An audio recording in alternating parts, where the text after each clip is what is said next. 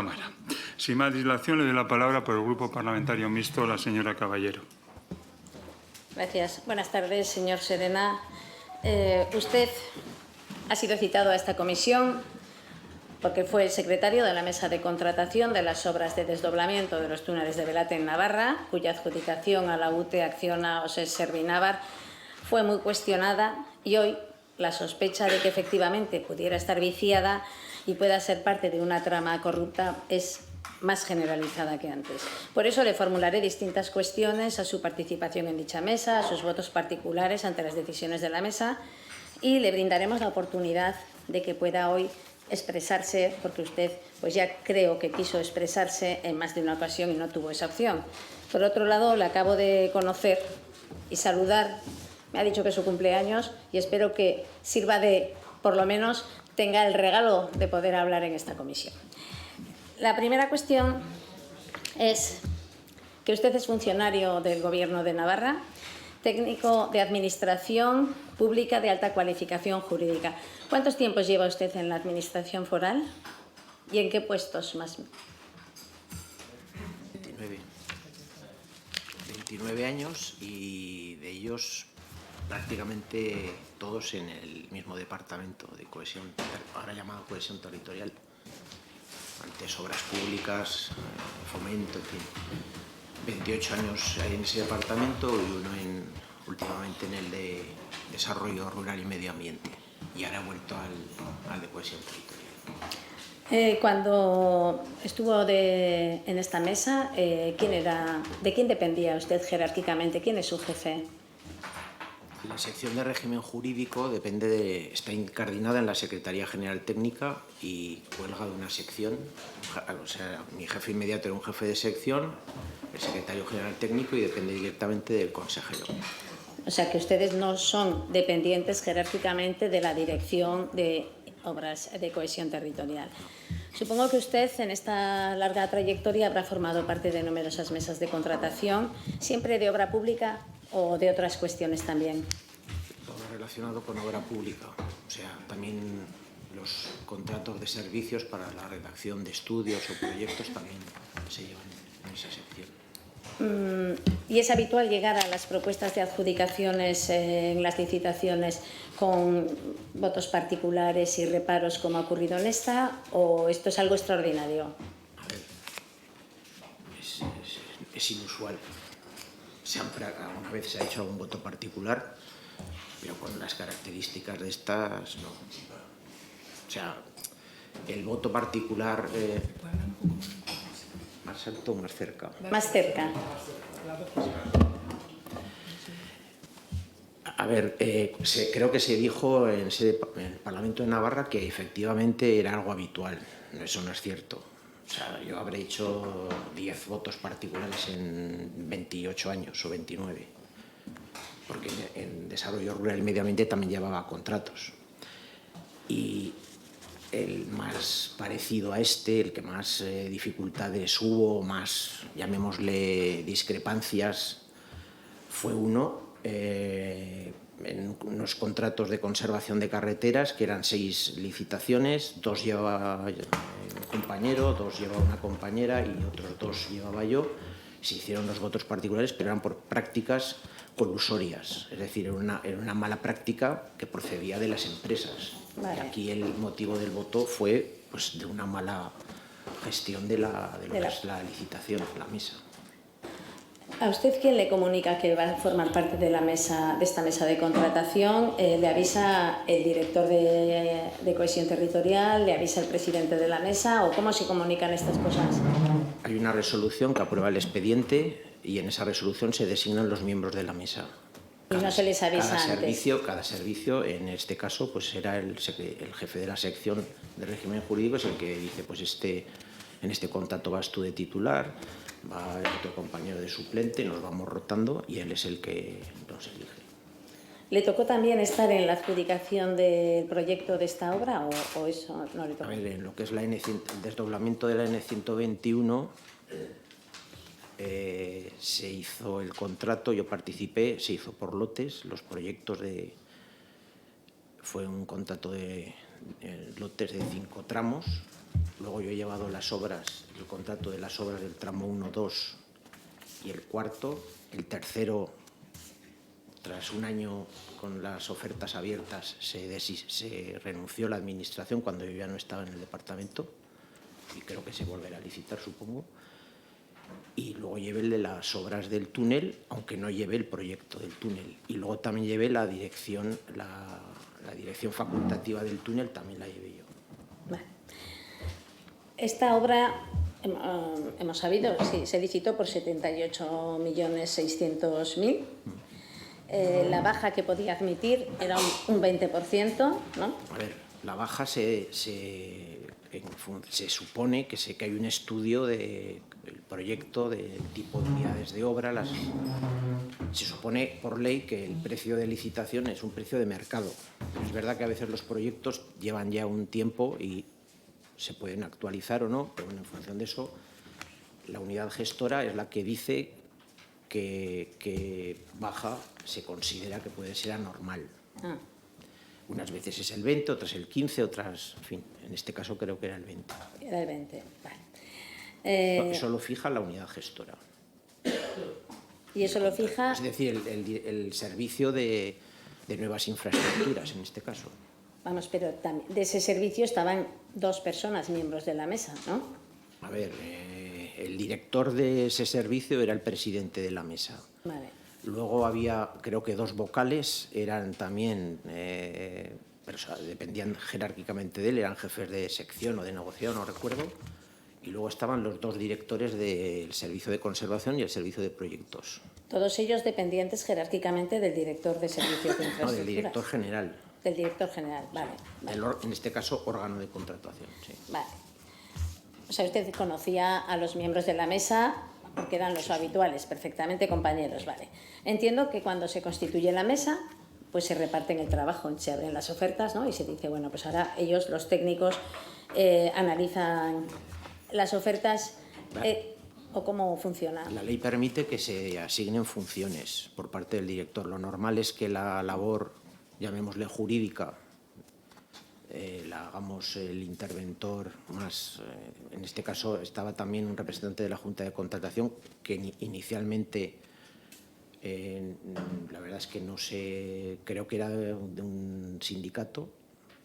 Y luego se cambió. Y luego ya declinó participar y el suplente coincidió que no solamente estaba designado por la Junta de Contratación, sino que era miembro de la Junta. Vale. O sea, era una persona especialmente cualificada. Está el interventor y está el secretario. Y normalmente lo que es documentación administrativa jurídica, pues la examinamos nosotros y la parte de valoración técnica la hacen los miembros con el perfil técnico. En las actas se recoge que hubo una falta del deber de sigilo en un primer momento de las ofertas que se colgaron en una unidad que no estaba, que se dejó abierta a los miembros de... A ver, la mecánica normalmente, la contratación por ley se hace a través de una plataforma Plena es una plataforma de licitación electrónica, a la cual solamente tenemos acceso los miembros de la mesa. Y en concreto el único que puede abrir sobres es el secretario, porque así se configura. Entonces, lo que se hace es cuando en la propia plataforma te avisa que, o ya lo sabes, que ha finalizado el plazo de presentación de ofertas, al día siguiente, yo así lo hacía, el secretario verifica las empresas que se han presentado y les envía un correo electrónico a todos los miembros para que manifiesten lo que la Ley Foral de Contratos señala, si tienen alguna relación o alguna dependencia o algún vínculo con las empresas que se han licitado. Y una vez que me han dicho que no, que pueden actuar, comunicándonos con el presidente, pues se abre lo que se llama el sobre 1 o sobre A, que suele ser la documentación administrativa, que ahora está, y más al tratarse de un contrato que iba a Europa, está normalizado en un documento, el DEUC, que es un documento formalizado donde ellos simplemente, las empresas se limitan a rellenar una serie de campos y a firmar el documento. Son declaraciones responsables, con lo cual la mesa y lo único que verifica es que no haya ningún error, que no falte algún campo obligatorio y que esté firmado. Vale. Repito, son declaraciones responsables. Ellos ahí dicen que tienen la capacidad o la solvencia, lo que sea. Y, bueno, y luego la tienen no, que demostrar. se le pide a la oferta A la más adjudicataria. ventajosa. Sí. Vale. Posteriormente, Usted le da mucha si ese trámite no tiene ninguna circunstancia anormal, no hay que subsanar ni nada, se abriría el sobre B. En este caso hubo una circunstancia que fue que dos empresas comunicaron que tenían una sanción del Consejo Nacional del Mercado de la Competencia de varios millones de euros, pero que estaba recurrida ante la Audiencia Nacional por prácticas, tengo aquí el extracto, pero no es cuestión de marear, pues porque se reunían semanalmente y organizaban las obras previamente. Sí, y llevan así 25 años. O sea, ese es el ambiente de la contratación pública. O sea, entonces, se les requirió, yo verifiqué las que había, porque había algunas que no lo habían manifestado, y a todas se les requirió que acreditasen que esa sanción no era efectiva, sino que estaba suspendida porque la habían recurrido a la Audiencia Nacional. Todas lo hicieron, y luego creo que había alguna otra pequeña anomalía, pues uno que había firmado con la firma, no era firma electrónica, bueno, y eso sin ningún problema se superó. Y pasamos a la siguiente fase, que es la apertura del sobre 2, el sobre B, que son ya los criterios técnicos que valoran los ingenieros, la oferta técnica. Para hacer esa valoración, cada uno la hace por separado, por lo que hemos podido ver de las actas, ¿no? Porque no se juntan y van analizando y hacen una valoración colegiada, sino cada uno hace la suya y luego presentaron al presidente su puntuación. La cuestión es, creo que es de puro sentido común. O sea, la Cámara de Cómputos ha recordado, y es verdad, pues que sería bueno que el procedimiento se especificase un poquito más cómo podía ser. Efectivamente puede regularse, no sé, desde la hora que se reúne la mesa hasta... Pero hay cosas que la norma de suyo, o sea, de forma implícita, no hace falta que lo diga. Si es un órgano colegiado y el presidente únicamente tiene voto de calidad en caso de empate, pues va de suyo que la puntuación vale lo mismo la del presidente que la de cualquier vocal. Y se da por sentado que se valora de forma individual. Ellos pueden reunirse, pueden comentar, pueden fijar pautas, siempre y cuando no alteren lo que aparece en el condicionado, que es la ley del contrato. Y bien, siempre hemos confiado y hemos pensado que se hacía así. En este caso, cuando se recibió el primer informe de valoración y hubo una serie de observaciones que hacer, en las 2 o 3 reuniones que hubo presenciales, pues de lo que se comentaba, pues se vio que no había sido así. Claro.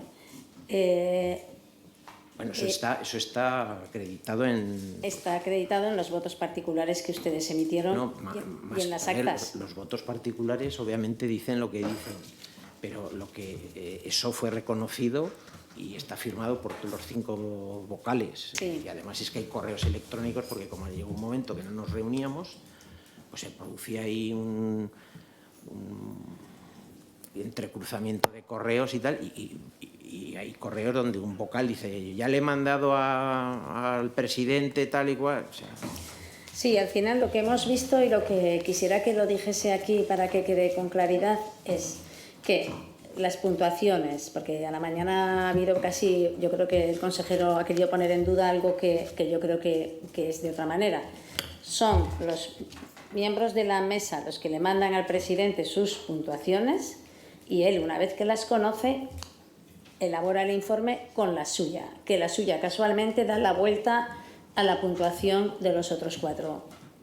¿Esto lo puede explicar usted mejor o concretar, o si es así? Yo solamente puedo decir lo que consta en acta, me remito a lo que consta y así fue firmado por todos los miembros. En este caso, al parecer,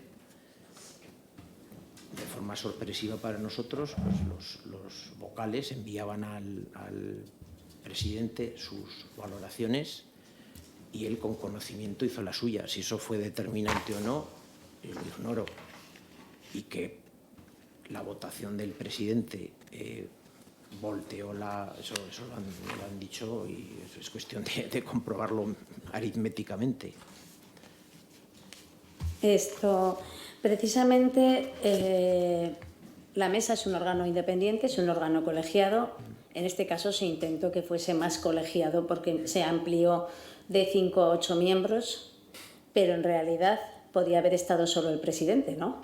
A ver, no. Básicamente, porque ¿quién hizo el informe de valoración final? No, a ver, por ley la mesa es un órgano colegiado. Si está solo el presidente... No. Quiero decir, a los efectos a los efectos de la resolución final...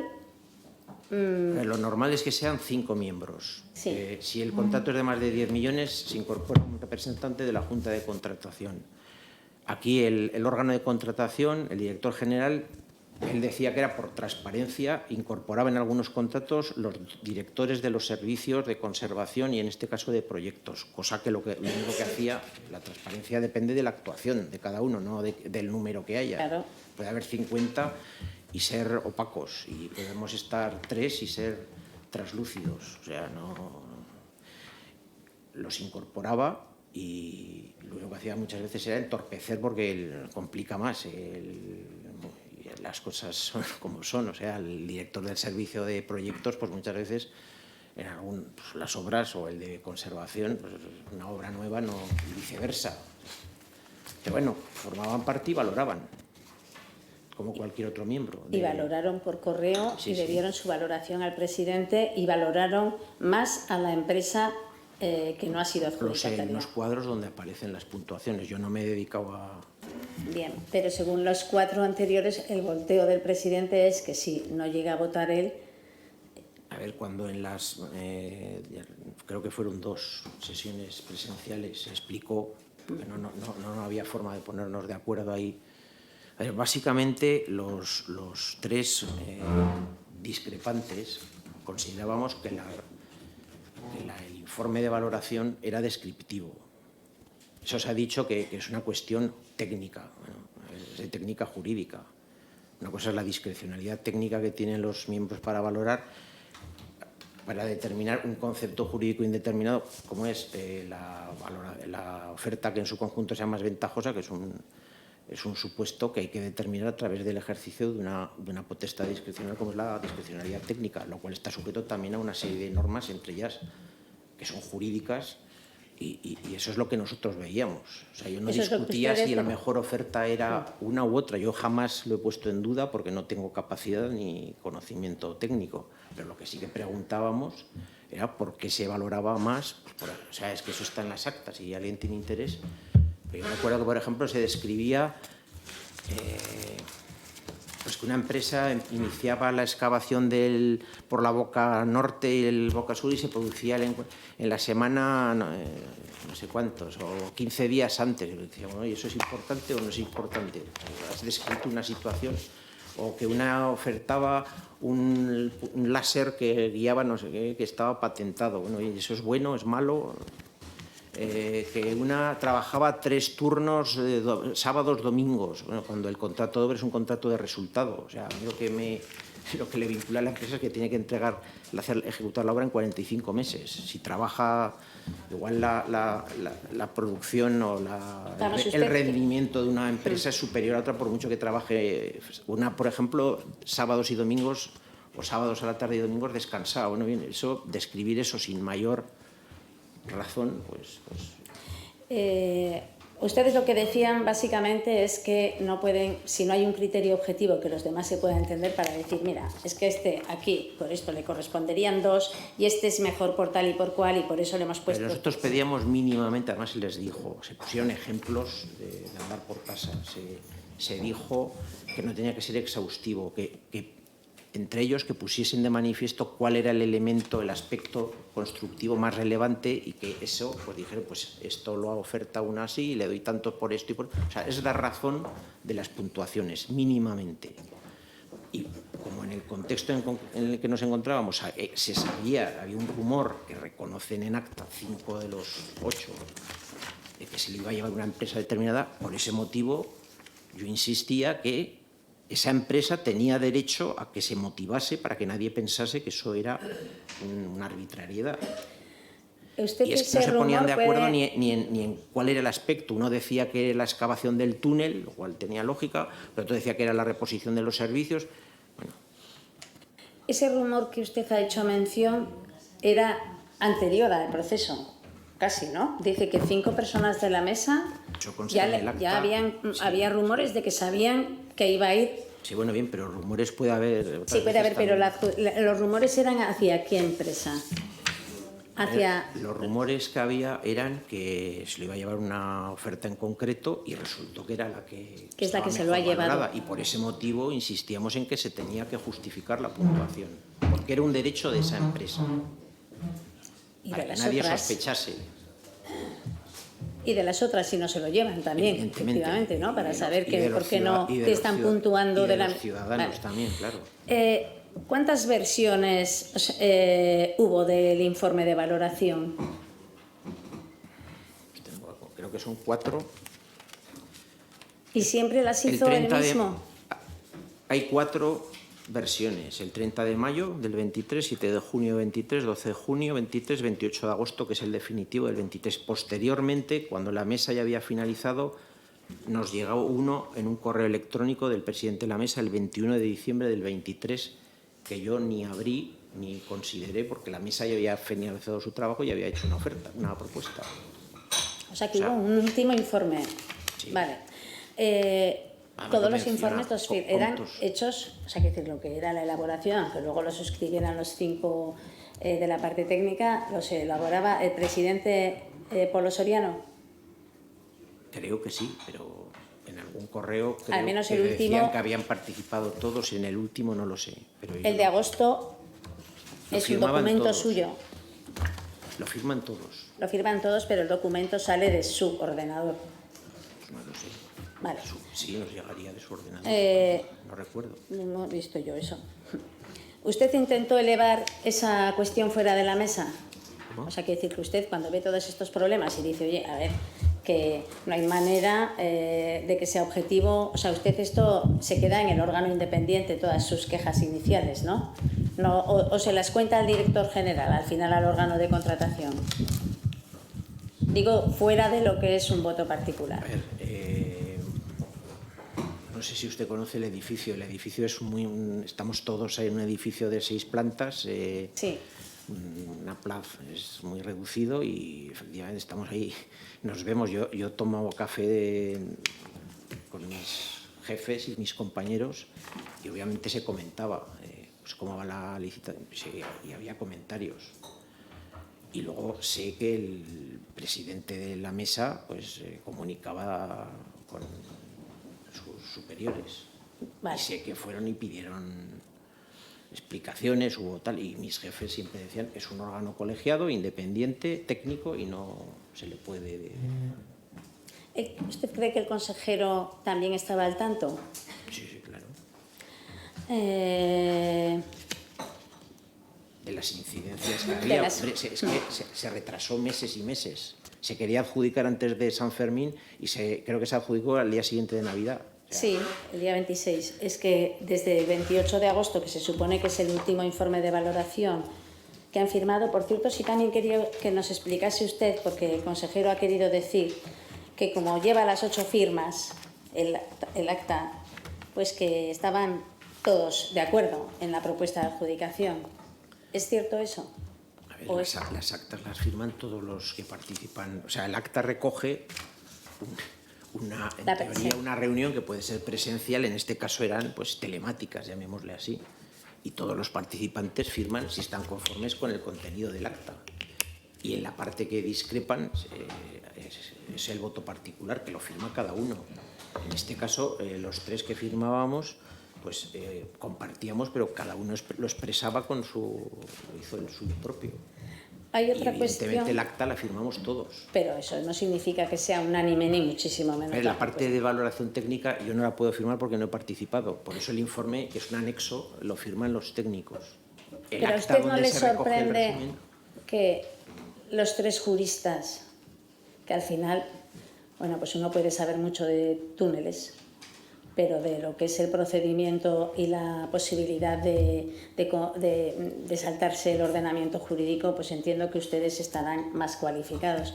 Que si los 3 juristas tienen una opinión, bueno, pues que pone pegas, que se lancen adelante y que sigan, ¿no le parece extraño? Yo es que he presidido mesas de contratación, he formado parte y jamás hubiera hecho algo contrario a lo que me dice el letrado.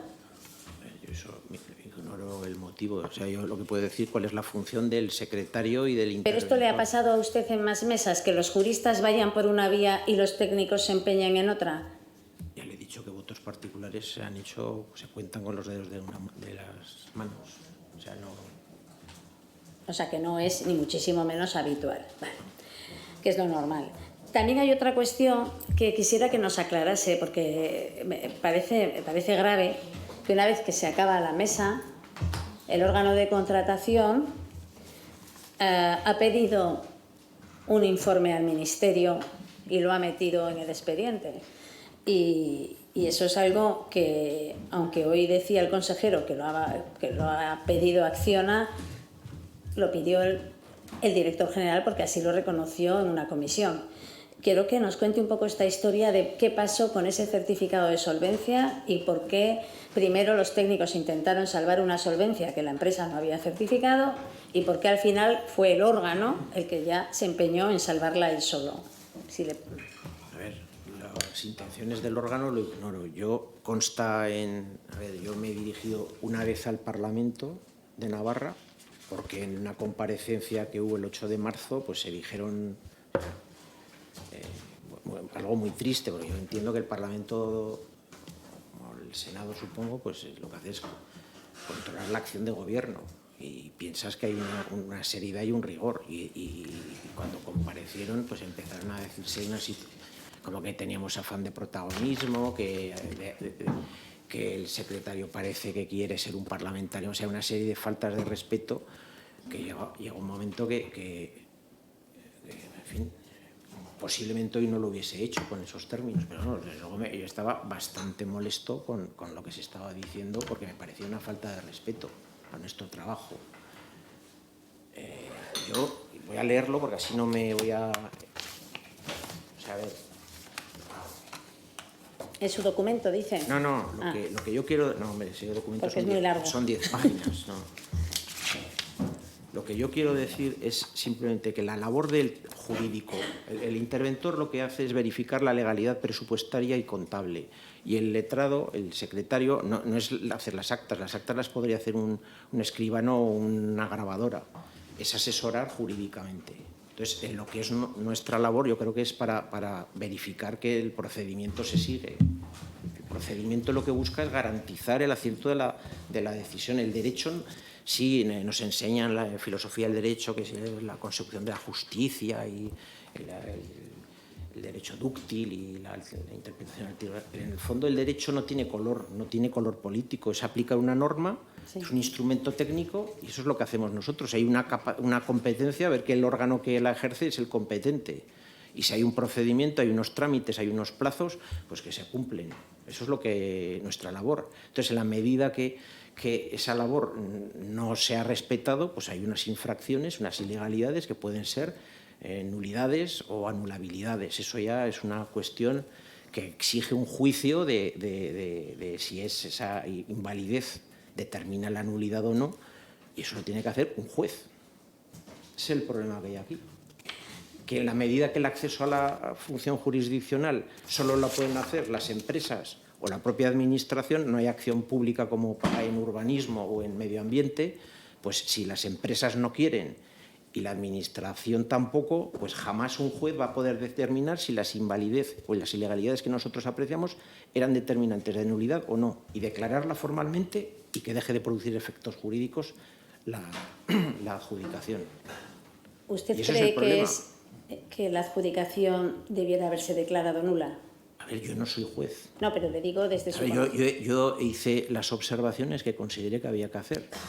Para mí que un órgano incompetente, porque, a ver, no lo digo yo, esto está enviado, yo hice una declaración, un escrito al Parlamento y 2 a la Oficina Anticorrupción, y es lo que quería leer. O sea, el Gobierno de Navarra, en marzo del 22, hizo una declaración institucional, en la cual nos dice a los empleados públicos que se denuncie Dice, promover una cultura desincentivadora de las actitudes fraudulentas, favorecedora además de la detección más temprana posible de una red de procedimientos efectivos y medidas eficaces y proporcionales de lucha contra el fraude, que conduzcan además a su corrección cuando sea preciso. Fundamental papel en este sentido la denuncia de aquellos comportamientos que pudieran ser indiciarios de actividades o conductas fraudulentas. Indiciarios. Se nos rieron en el Parlamento. ¿Dónde están las pruebas? Es que yo con el indicio, con la mera sospecha, tengo que acudir a la oficina, porque dice que tenemos que, cualquier empleado público ha de ponerlo en conocimiento bien en el Servicio Nacional de Coordinación Antifraude o en la Oficina de Buenas Prácticas Anticorrupción. Y eso es lo que hice yo, enviarlo 2 escritos sobre este tema a la Oficina Anticorrupción. ¿Y usted cree que...? Y nada de valorar si tiene efectivamente, volviendo a lo que usted decía, el trámite final ese, o sea, cuando la mesa había hecho ya su propuesta de adjudicación por mayoría, no por unanimidad, era perfectamente válida. El órgano y nos reunió, una vez finalizado nuestro trabajo, nos reunió en una sala el director general, fuimos todos, excepto el interventor que se excusó, y él nos dijo que con ese reparo no suspensivo que volviésemos a juntarnos, que volviésemos a rehacer, a ver si nos podíamos solventar esas deficiencias. Bueno, las actas están firmadas, están subidas a plena, la mesa ha acabado. Y si hay alguna duda de legalidad, hay un artículo en la ley que dice que acudas a la Junta de Contratación. No puede no hacerlo. Si usted le dijo Eso lo corroboró el representante de la Junta, que además era miembro de la Junta, lo corroboró. Sí, pero hoy el consejero quiero que nos aclare, porque lo ha dicho por 2 veces y yo le he dicho que era a la Junta, que usted le dijo que podía buscar que se asesorara. ¿Y qué eso hizo, asesorarse? O sea, usted le estaba diciendo que lo que marca la ley no es que se asesore con 4 asesores, sino simplemente que cuando tiene dudas tiene que ir a la Junta de Contratación, ¿no? Si tiene duda de legalidad, si él considera que es inviable la propuesta que se le hace, pues tiene que ir a la Junta de Contratación. Ahora bien, si él considera, como yo entiendo, que una propuesta mayoritaria es válida, por mucho que haya 3 votos particulares, entonces podía perfectamente adjudicar. Lo que no podía, porque carece de competencia material y encima es un procedimiento que exclusivamente puede hacer la mesa, es pedir solvencia, porque es que además ya se había declarado que tenía solvencia. Luego, eso para mí vicia de nulidad, pero es una fase posterior. Yo ya no intervengo. La fase de verificación de la documentación, de constitución de la UTE, de la garantía, es una fase posterior en la cual yo ya no intervine. Lo normal es que lo hiciese, pero ya no intervine en este contrato. Vamos, que había 2 opciones para él, si tiene dudas, o firmarla con los votos particulares dándole la validez o ir a la Junta de Contratación. En ningún caso la vía de en medio que tomó, que es buscarse un certificado y aportarlo fuera de toda... Encima de la Junta de Contratación de Navarra, porque no es la de Ceuta, ¿no? La de Navarra, el 1/2014, donde dice que carece... Lo tengo aquí, no es cuestión de leerlo, pero dice que, primero, esa duda la tiene que verificar la mesa, es competencia de la mesa. El órgano de contratación carece de competencia y señala que si lo hace, eso es nulo, de pleno derecho. Perfecto. Quizás por eso usted también tuvo que denunciar que se sentía que le estaban castigando, entre comillas, al reubicarle en unas naves. Eso fue por año y medio después. Sí, pero bueno, puede tener sentido porque llevamos año y medio hablando de esto. A ver. ¿Lo liga a esto o no? A ver, yo lo que ha sucedido ya lo ha valorado, que por cierto estoy muy agradecida a la titular de la Oficina Anticorrupción. Hay un estatuto en la ley foral que la crea y en el decreto foral de desarrollo de su reglamento, donde dice la persona denunciante, si ve que sus condiciones laborales se empeoran y tal igual, pues lo comunica. Eso es lo que hice yo. Yo en un concurso de traslado pedí, no era mi primera opción, pretendía irme a otro departamento, pero bueno, puse de relleno ahí y dio la carambola de que las otras plazas las cogieron otras personas. Bueno, en resumidas cuentas, y la plaza esa toda su vida ha estado en la sede, la tenía un despacho, es que es una labor Vamos, que ha reconocido la oficina, jefa quien de la tiene oficina que decirlo, lo ha dicho lo que ha dicho. que vaya a donde estaba Pero la eso- plaza, porque fue de manera rara mandada ya. O sea que la estabilización de su plaza o de la plaza que cogía no tenía que ser en una nave vacía a varios kilómetros y sin compañeros fuera del palacio, o sea, de la oficina de San Ignacio, donde está el Quien departamento. tiene que valorarlo ya lo ha valorado. Bueno, lo han valorado y le han mandado restituir. Lo digo porque para que quede claro cómo se las gastan también en estas situaciones, que me parece muy lamentable lo que ha ocurrido con usted, porque dice que el señor Chivite y el director han dicho que le han pedido perdón y que había sido un error. ¿Le han pedido perdón? A ver, la portavoz del Gobierno dijo que era un ejercicio efectivamente existe una potestad de la Administración de autoorganizarse, efectivamente, pero bueno, todos sabemos que la autoorganización no es unipersonal, o sea, no es coger una persona y mandarla a donde sea. O sea, la organización es, en fin, a nivel de servicio, sección, negociado. Aparte que mis funciones son de explotación de carreteras y me llevaron a una unidad de conservación. O sea, demuestra ya un desconocimiento de la materia. Pero es que además luego se dijo que era un error. Bueno, a ver, dejan muy mal lugar al gabinete, porque eso salió en prensa. Algún parlamentario se excedió y dijo que el interventor y el secretario habían denunciado y tal. O sea, lo se sabía, salió en prensa. Pero es que además también deja en mal lugar a la titular de la Oficina Anticorrupción, porque me imagino que en año y medio se habrá puesto en contacto con el departamento y le habrá pedido algún papel. Es que además lo sé porque yo he estado 3 veces con la titular y me lo ha dicho, que había hablado con el director general. O sea, decir que lo ignoran, pero es verdad, me llamó por teléfono y se disculpó. ¿Quién? El director general, Vale. al cual conozco hace 30 años y me llevo muy bien con él. Lo que pasa que, bueno, hay cosas que no... Bien. Yo se lo agradecí, que me llamase y se disculpase. Pero bueno, quería convencerme de que eso no era anormal. Bueno, ya concluyo ya con 2 cuestiones y le cedo el tiempo a mi compañero. Solo una cosa. Claro, visto lo que hoy sabemos, porque claro, todo esto ha pasado en este periodo de tiempo, pero justamente ha coincidido que en este mes se nos hemos sorprendido con que una de las empresas que formaba esa UTE, que nos ha dado lugar a una adjudicación un poco irregular o sospechosa de irregularidades, pues va y está formada por un político, por Santos Cerdán, que hoy está en la cárcel. ¿Entiende ahora, puede usted o piensa que ha podido haber un interés superior por encima de ustedes que estaban trabajando en esta mesa para que se adjudicase a esta UTE?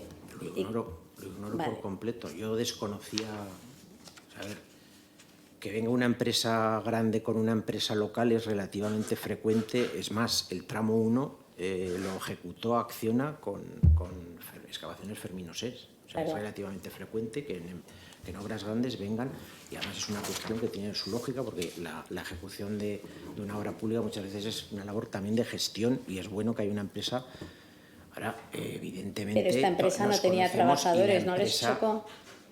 Sí, pero yo no puedo valorar... No, que usted no valorase, pero digo que ahora, yo le digo ahora, a ver, entonces pues puede chocar... Ignoraba, o sea, a ver, todo lo que ha pasado luego yo ignoro completamente de quién era. Es que además nosotros, la documentación que vemos ahí no se ve el accionariado.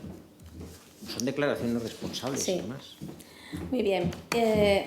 Usted con el informe de Comptos cree que recoge o que lo que ustedes señalaban en los votos particulares, o que le dice al Gobierno que todo está muy bien y es muy transparente. A ver, el informe a mí me llamó, y creo que al interventor también, el auditor y la auxiliar de auditoría que llevaban, es un informe sobre las cuentas generales de Navarra de 2023. O sea, se está diciendo que hay un informe de Comptos sobre Velate y como tal no existe.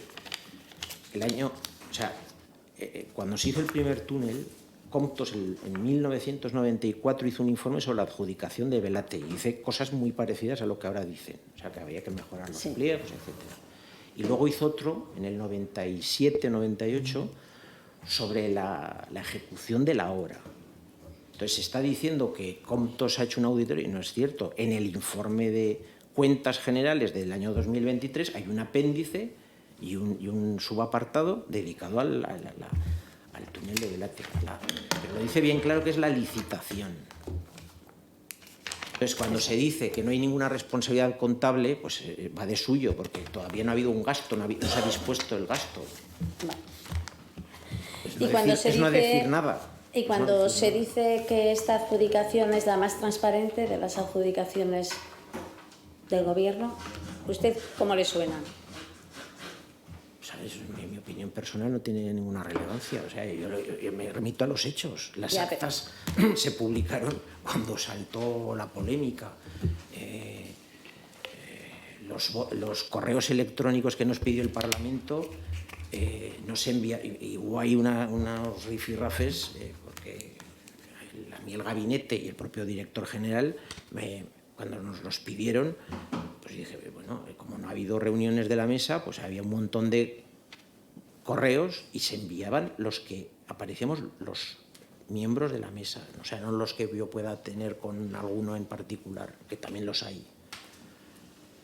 Yo dije que se enviaban todos, incluso esa parte final estrambótica y extra procedimental y me dijo, bueno, los vamos a quitar. No, digo, no los quitéis, por favor, Pedro, no los quites, porque han pedido todos. Otra cosa es que el Parlamento luego diga que eso no tiene ningún valor. Y yo le dije, y cuando me enteré que los había quitado, fui a la oficina anticorrupción a finales de enero del 2024 a pedirle consejo a su titular. Le dije, bueno, ¿qué te parece? Pasa esto, que parece que quieren quitar. Y decidimos numerarlos y pasarlos por el registro, y así lo hice. Entonces yo dije, oye, mandarla, no sé cuánto, era un montón de páginas, y no quitéis. Y eso, luego los enviaron. Se enviaron en una segunda vez. Vale. Bueno, pues yo con esto concluyo mi parte. Simplemente darle las gracias por su trabajo y por su valentía también, porque no tiene que ser fácil pues el tener que estar defendiendo lo que es obvio, que es la legalidad, pues la legitimidad de las actuaciones con coherencia frente a quienes están intentando burlarlas. Así que nada, y muchísimas gracias. Muchas gracias.